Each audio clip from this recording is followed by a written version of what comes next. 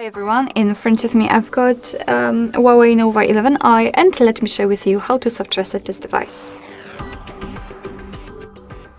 So the soft reset or force restart operation will be useful if for some reason you cannot do anything on your device. So it does not respond to your touches, it freezes, and you basically can't do anything.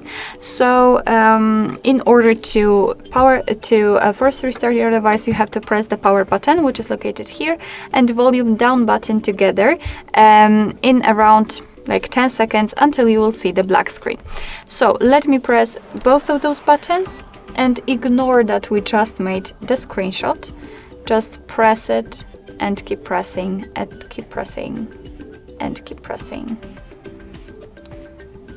Alright, as you can see, we've got the black screen. I felt the vibration. Right now we can see the developer's logo, which simply means that in a few seconds your device will be restarted and hopefully it will work normally again.